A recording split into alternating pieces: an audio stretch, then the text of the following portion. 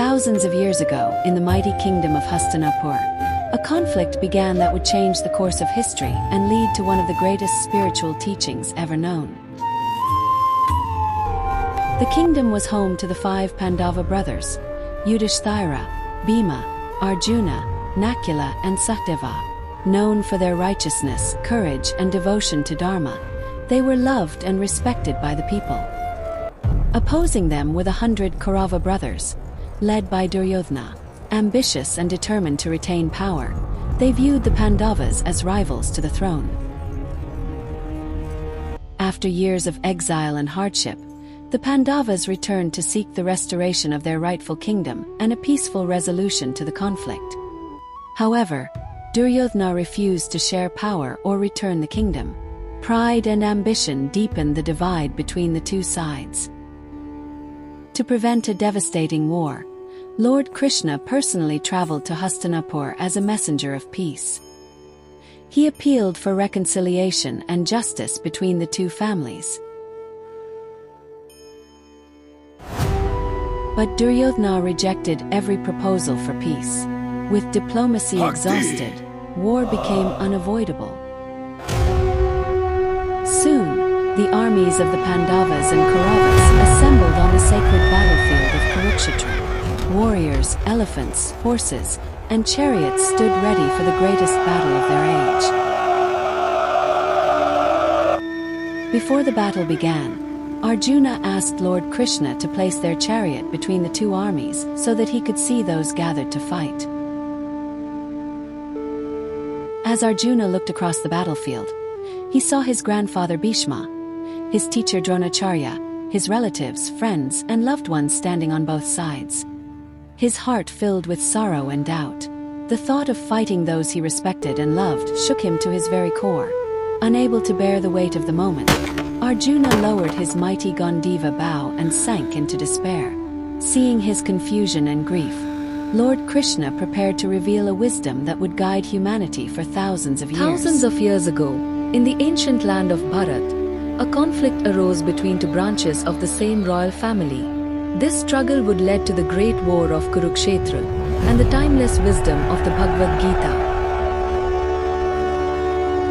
Far away in Hastinapura, the blind king Dhritarashtra anxiously asked his trusted advisor Sanjay, "What is happening on the sacred battlefield of Kurukshetra, where my sons and the Pandavas have gathered for war?" Blessed with divine vision, Sanjay looked upon Kurukshetra. As dawn broke over the vast battlefield, thousands of warriors, horses, elephants, and chariots prepared for a war that would change history forever. On the sacred plains of Kurukshetra, the mighty Pandav and Kaurava armies stood facing one another. The air was filled with anticipation as both sides prepared for the battle ahead. Seeing the powerful Pandav formations, Prince Duryodhana approached his teacher, Dronacharya.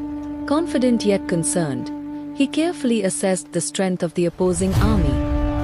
Duryodhana observed the great warriors standing among the Pandavas. He recognized that many skilled and fearless heroes were ready to fight for righteousness and justice. At the center of the Kaurava army stood Bhishma Pitamaha, the revered commander. Respected by all, he inspired thousands of warriors with his courage, wisdom, and unwavering duty. To signal the readiness of the Kaurava forces, Bhishma Pitamaha raised his sacred conch and blew a mighty call that echoed across the battlefield. Immediately, countless conches, drums, trumpets, and war horns thundered across Kurukshetra. The earth seemed to tremble beneath the sound of the assembled armies. In response, Lord Krishna blew his divine conch, Panchajanya, while Arjuna sounded Devdatta. Their sacred call filled the battlefield with courage and determination. Standing together upon their golden chariot, Krishna and Arjuna prepared to face the greatest challenge of their lives. Ahead of them lay a battle that would shape the destiny of generations. Arjuna requested Krishna to place their chariot between the two armies so he could see those gathered for battle. As he looked across the battlefield, he saw his teachers, elders, cousins, relatives, and dear friends standing on both sides. Overcome with compassion and sorrow, he could not bear the thought of fighting and killing his own family. Doubt filled his mind, and his body trembled with grief. His mighty bow Gandiva slipped from his hands, and he sat down on the chariot in deep despair. Krishna remained calm and compassionate, ready to guide his friend toward truth and wisdom. Thus ended the first chapter of the Bhagavad Gita, Arjuna Vishta Yoga. Overcome by sorrow and confusion, Arjuna lowered his bow and refused to fight. Standing between the two armies, he was unable to see a path forward. Seeing Arjuna's despair, Krishna spoke with compassion and wisdom. He urged Arjuna to rise above his grief and understand the deeper truth of life. Krishna explained that the true self is not the body but the eternal soul. The soul exists beyond birth and death and remains unchanged through time.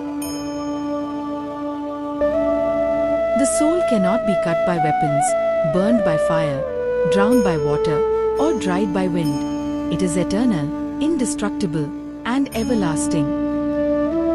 As a warrior, Arjuna's duty was to stand for righteousness and justice.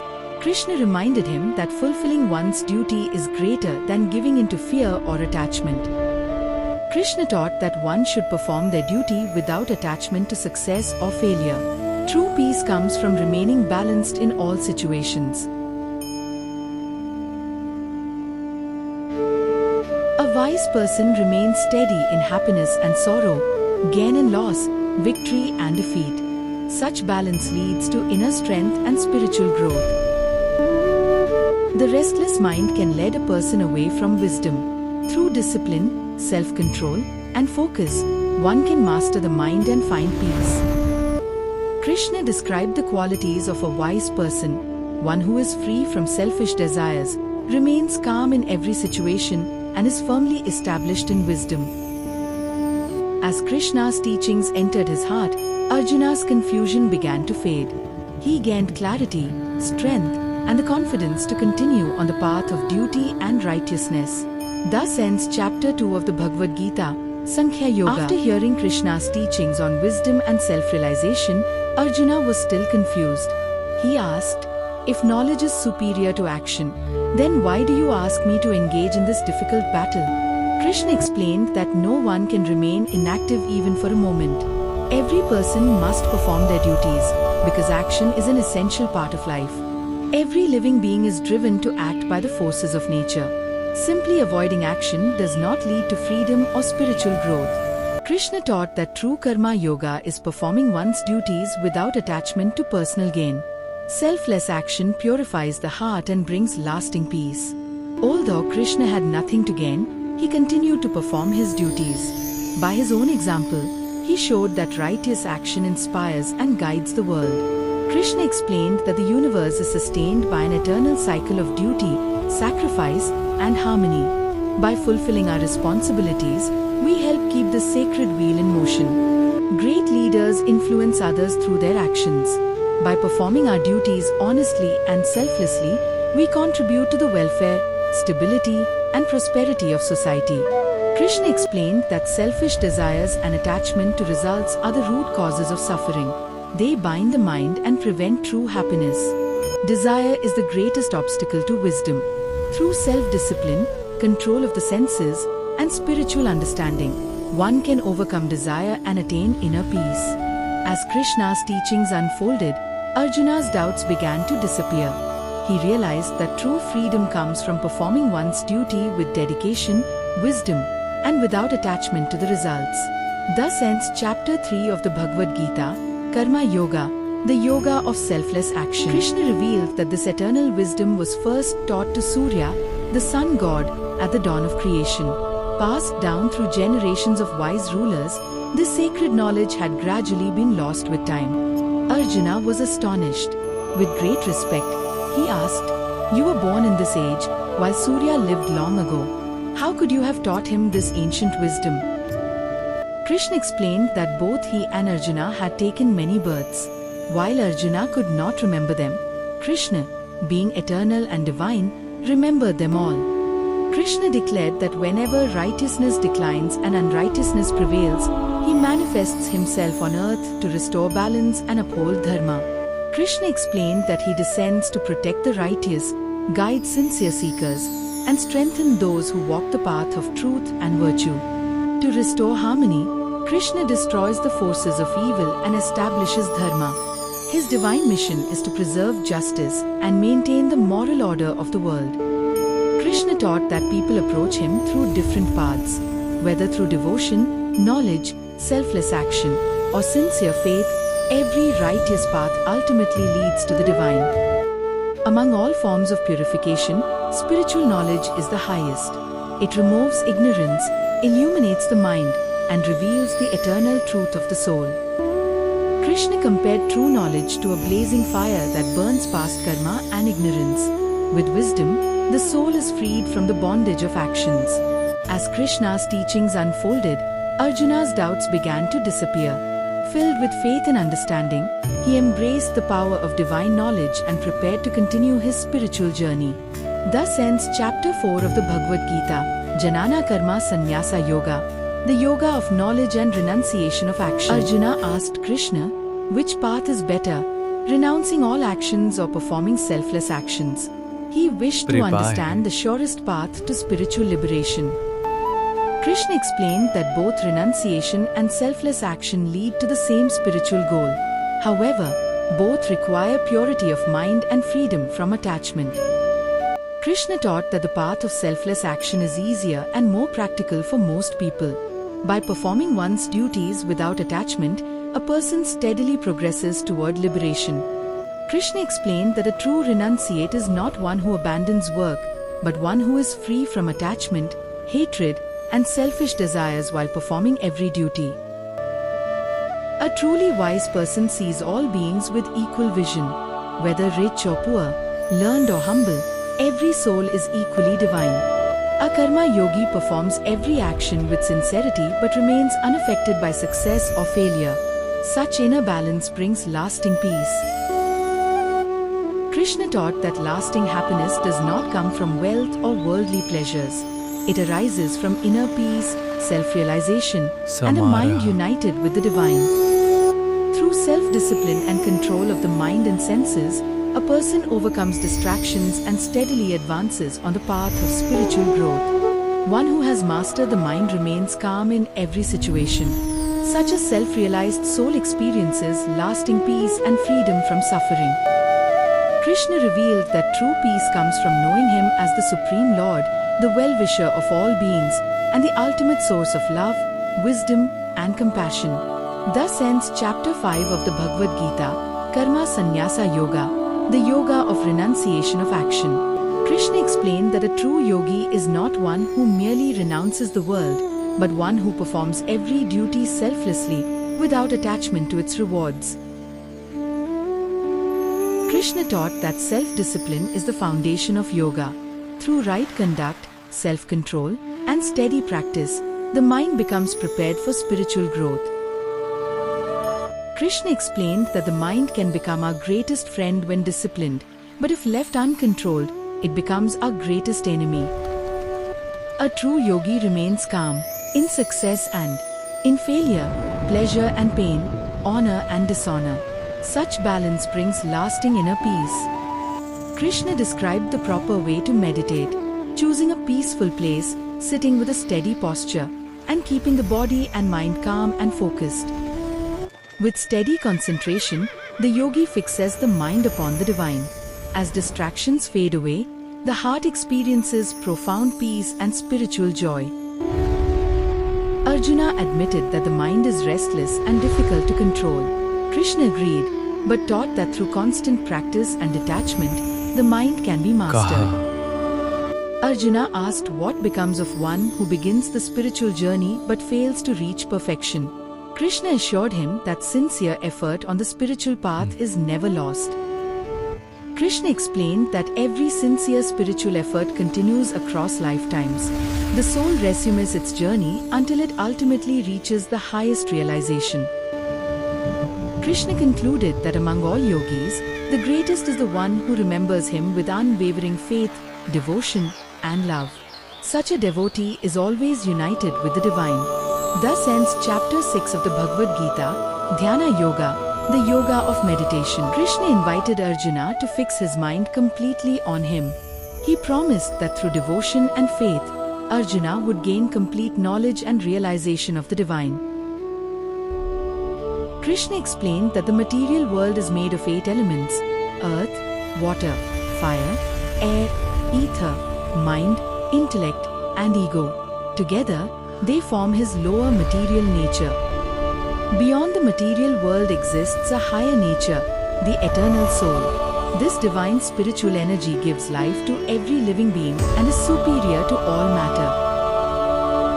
Krishna revealed that among thousands of people, only a few sincerely seek spiritual perfection, and among those seekers, only a rare soul truly realizes his divine nature.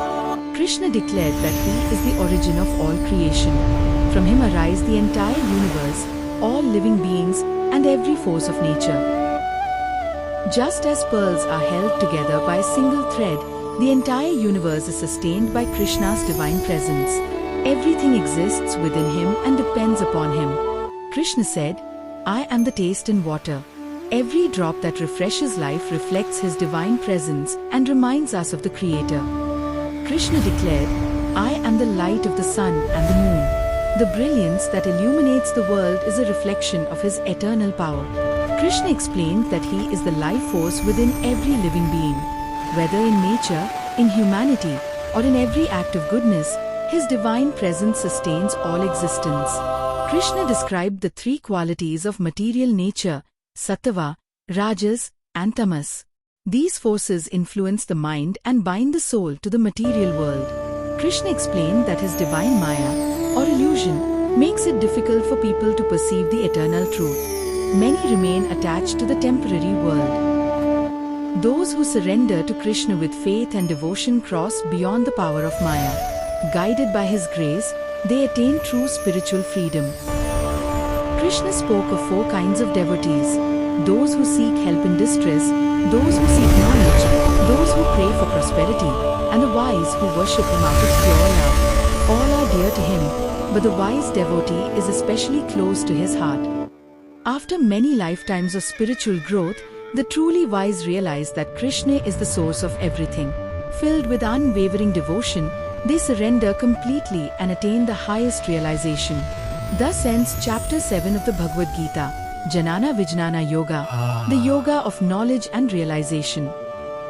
Arjuna respectfully asked Krishna to explain the true meaning of Brahman, the individual soul, karma, and the supreme reality. He wished to understand the path that leads to liberation. Krishna explained that Brahman is the eternal, imperishable reality. The soul is the eternal self, and karma is the force that governs the cycle of birth and action. Krishna taught that whoever remembers the divine at the final moment of life attains the supreme. The last thought reflects the direction of one's lifelong devotion. Krishna instructed Arjuna to remember him at all times while faithfully performing his duties. Constant devotion leads the soul toward the supreme goal. Krishna explained that a mind trained through lifelong remembrance naturally turns toward the divine at life's final moment, leading to eternal peace. With a steady mind, unwavering faith, and deep meditation, a seeker who focuses on the Supreme at the time of death attains the eternal divine. Krishna revealed that one who chants the sacred syllable, Om, while remembering the Supreme with complete devotion departs from the world and reaches the highest destination. Krishna described his eternal abode as the highest state beyond birth and death. Those who attain it never return to the cycle of worldly existence. Krishna explained that the universe repeatedly comes into existence and dissolves according to the cosmic cycle. Yet the supreme reality remains forever unchanged. Beyond the visible universe lies the eternal, unmanifest reality. Though unseen, it is everlasting and remains untouched by creation and destruction. Krishna described 2 eternal paths followed by departing souls. One leads to liberation, while the other leads the soul back into the cycle of birth and death. Those who depart through the path of light, established in wisdom and devotion, attain the supreme and do not return to worldly existence. Those who depart through the path of darkness eventually return to the cycle of birth and death, continuing their spiritual journey until they attain higher realization. Krishna encouraged Arjuna to remain steadfast in yoga, perform his duties with unwavering faith, and keep his mind constantly fixed upon the divine. Krishna declared that one who understands these profound spiritual truths rises above worldly limitations and attains the highest spiritual reward. Krishna concluded by reminding Arjuna that through constant remembrance, unwavering devotion, and steadfast yoga, the soul reaches the eternal supreme, beyond all sorrow and the cycle of rebirth. Thus ends chapter 8 of the Bhagavad Gita, Akshara Brahma Yoga, the yoga of the imperishable absolute. Krishna lovingly told Arjuna that he would reveal the highest and most confidential wisdom. This sacred knowledge is the key to freedom from suffering and leads the soul to the supreme.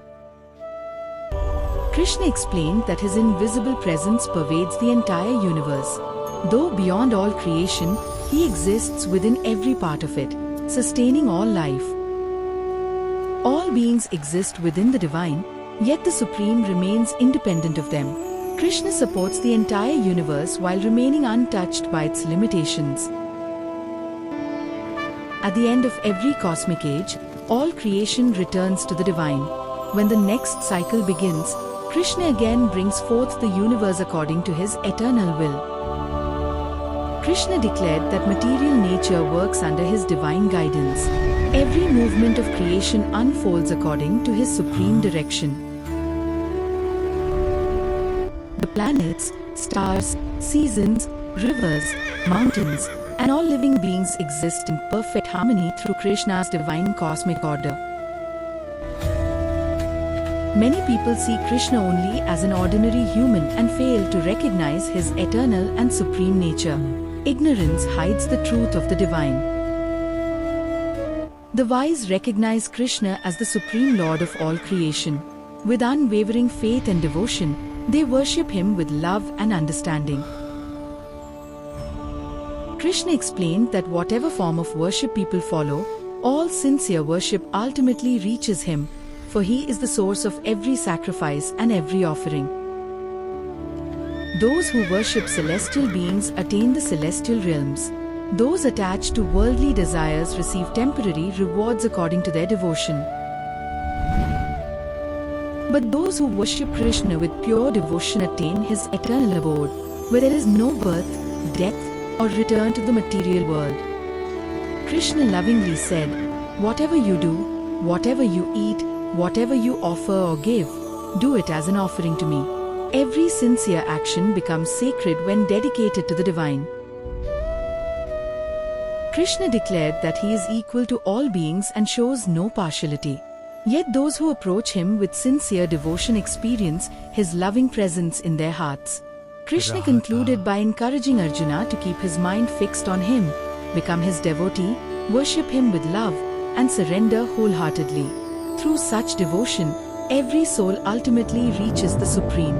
Thus ends chapter 9 of the Bhagavad Gita, Raja Vidya Raja Guhya Yoga, the yoga of royal knowledge and royal secret. Krishna once again shared his supreme wisdom with Arjuna. He promised to reveal his divine glories so that Arjuna could know the Supreme more deeply. Krishna declared that all noble qualities, wisdom, knowledge, truthfulness, forgiveness, compassion, courage, and peace originate from him alone. Krishna revealed that he is the source of all creation. Everything in the universe arises from him and is sustained by his divine power. Those who understand Krishna's divine nature worship him with unwavering love and devotion. Their hearts remain constantly united with the Supreme. Out of compassion, Krishna grants divine wisdom to his sincere devotees.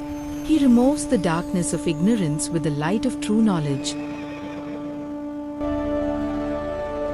Filled with devotion, Arjuna praised Krishna as the Supreme Lord, the eternal truth, the highest refuge, and the source of all existence. Arjuna humbly requested Krishna to explain the many ways in which his divine presence can be recognized throughout creation. Krishna declared, "Among all radiant lights, I am the brilliant sun, whose light sustains life throughout the world."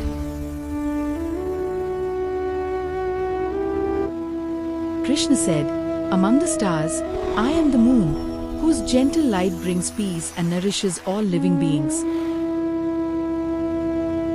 Among majestic mountains, Krishna declared himself to be Mount Meru, the symbol of strength, stability, and spiritual greatness. Among all bodies of water, Krishna revealed himself as the mighty ocean, vast, deep, and boundless in its greatness. Among all trees, Krishna said, "I am the sacred banyan tree, a symbol of endurance, wisdom, and eternal life."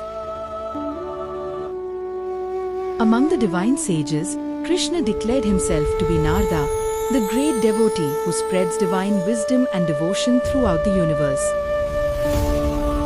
Among all animals, Krishna said, "I am the lion, representing courage, majesty, and fearless strength." Among birds, Krishna declared himself to be Garuda, the mighty celestial eagle, symbolizing power, speed, and devotion.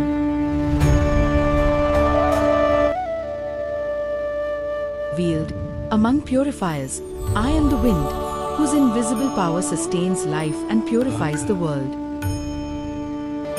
Among those who uphold righteousness, Krishna declared himself to be Rama, the perfect example of virtue, courage, and unwavering devotion to Dharma. Krishna said, "Among all secrets, I am silence, for true wisdom is often realized in the stillness beyond words." Krishna concluded by revealing that every glorious, powerful, and beautiful thing in creation is but a small spark of his infinite divine splendor. Thus ends chapter 10 of the Bhagavad Gita, Vibhuti Yoga, the yoga of divine glories. Filled with gratitude, Arjuna thanked Krishna for his divine teachings.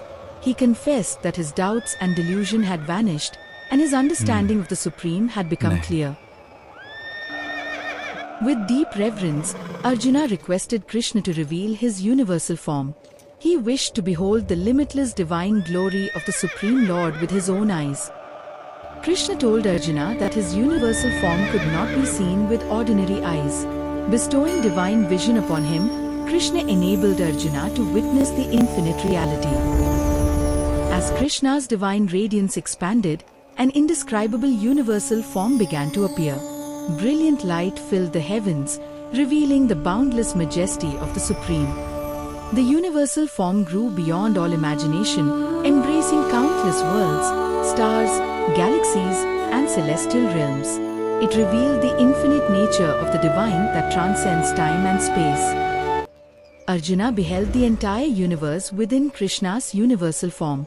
All beings, all worlds, and every aspect of creation existed together in the limitless presence of the Supreme. Within the universal form, Arjuna witnessed countless divine manifestations, celestial beings, sages, and cosmic wonders.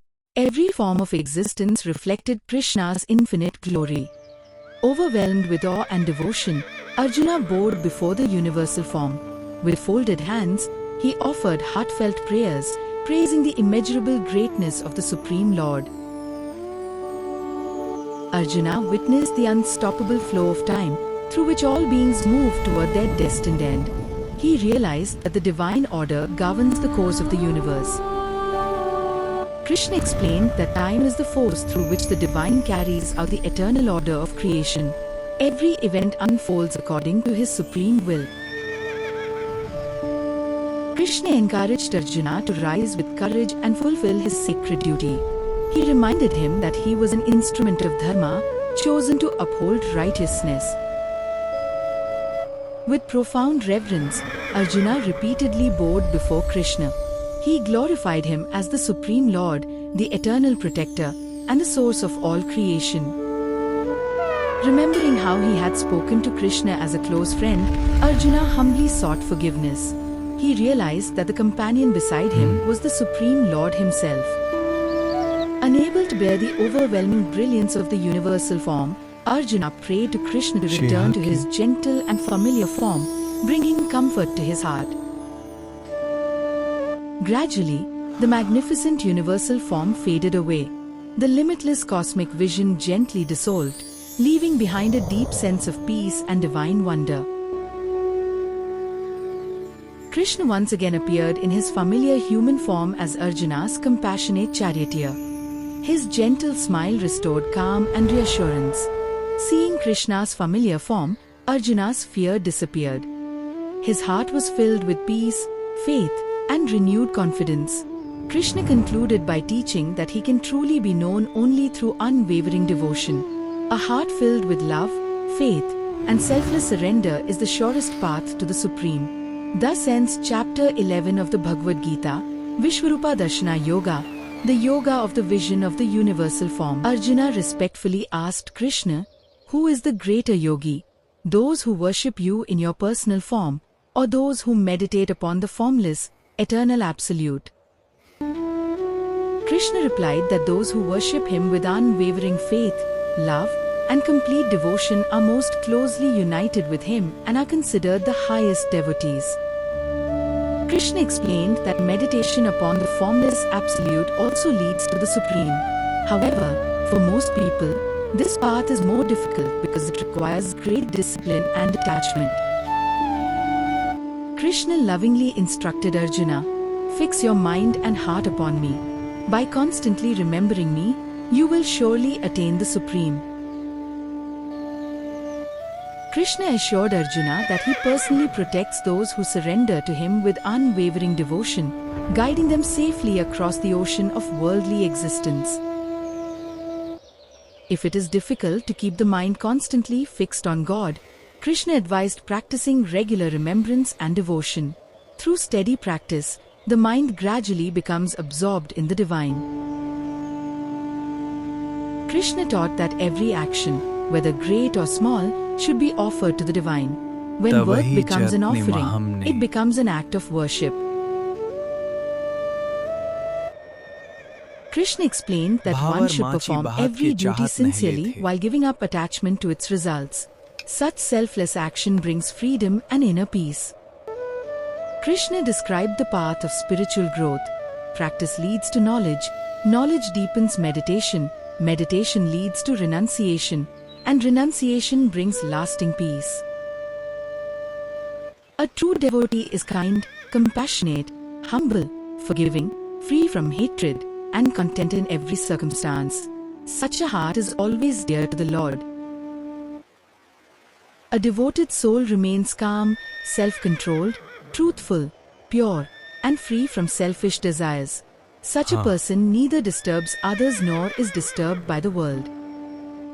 Krishna praised those who remain steady in happiness and sorrow, honor and dishonor, success and failure. Such balance reflects true spiritual wisdom.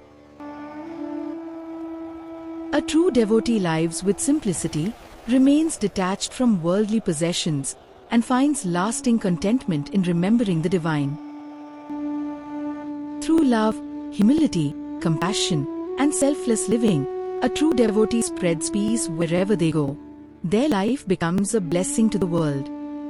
Krishna declared that those who faithfully follow the path of devotion with unwavering love, sincerity, and complete surrender are exceedingly dear to him. Krishna concluded that pure devotion is the simplest and highest path to realizing the Supreme. A heart filled with love, faith, and surrender ultimately attains eternal union with the divine. Thus ends Chapter 12 of the Bhagavad Gita, Bhakti Yoga, the yoga of devotion. Arjuna respectfully asked Krishna to explain the meaning of the field, the knower of the field, true knowledge, and the supreme reality. He wished to understand the nature of the body, the soul, and the path to liberation. Krishna explained that the physical body is the field where actions, thoughts, emotions, and experiences unfold. It is the temporary dwelling place of the eternal soul. Krishna revealed that the individual soul is the knower of its own body, while he, as the Supreme Lord, is the knower present within all beings.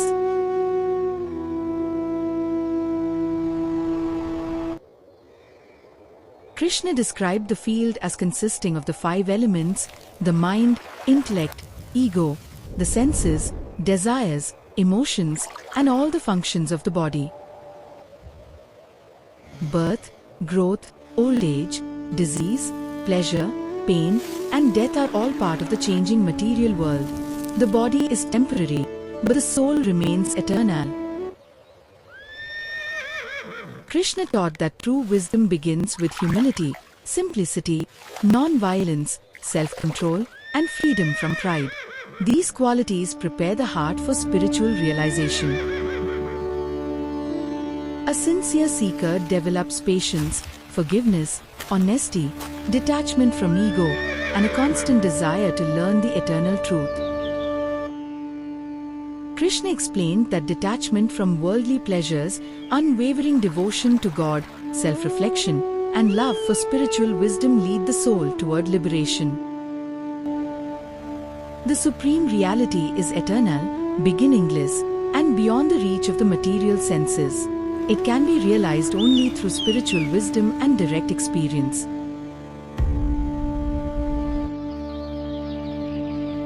Krishna revealed that the divine pervades the entire universe. Though unseen, he is present within every living being and beyond all creation. Krishna explained that the Supreme is the creator, the sustainer, the silent witness, the guide, and the ultimate refuge of every soul.